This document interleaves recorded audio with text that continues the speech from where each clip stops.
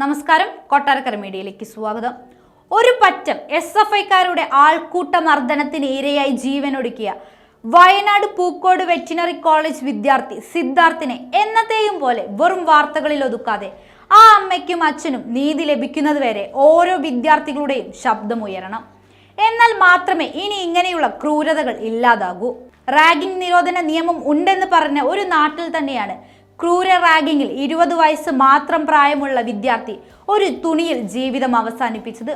ഒരുപാട് സ്വപ്നങ്ങൾ കണ്ട് ജീവിതം ഇനിയും ജീവിച്ചു തീർക്കാനുള്ളതായിരുന്നു സിദ്ധാർത്ഥിനെ അതിക്രൂരമായി മർദ്ദിച്ചത് സിൻജോ ആണെന്ന് പിതാവ് ജയപ്രകാശ് പറയുന്നു.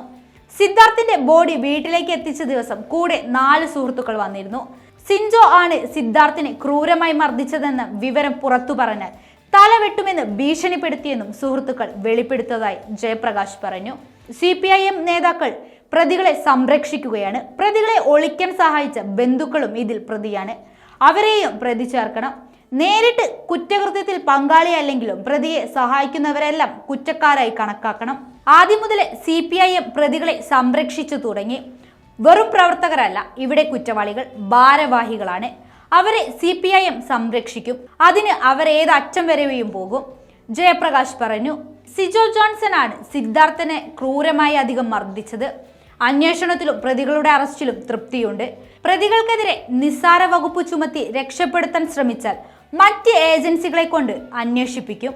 സിദ്ധാർത്ഥിന്റെ ബോഡി വീട്ടിലേക്ക് എത്തിച്ച ദിവസം കൂടെ 2 പെൺകുട്ടികളും 2 ആൺകുട്ടികളും വന്നിരുന്നു. അവന്റെ സുഹൃത്തുക്കളാണ്.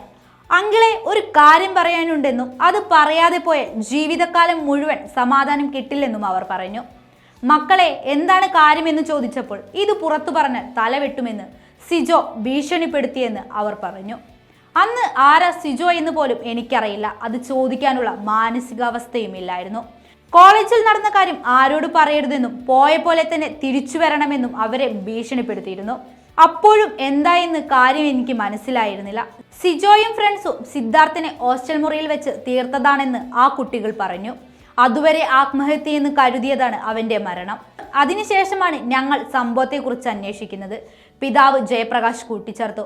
ഓരോ വിദ്യാർത്ഥികളെയും കൊന്നിട്ടാണോ പാർട്ടി വളരേണ്ടത്? ഇത് SFIയിലുള്ള ഒരാൾക്കാണ് സംഭവിക്കുന്നതെങ്കിൽ ഇന്ന് ഇങ്ങനെ ആയിരിക്കില്ല പ്രതികരണം. ഒരുപക്ഷെ ഇതിനേക്കാൾ ഒരു പിടി മുകളിലായിരിക്കും പ്രതിഷേധം.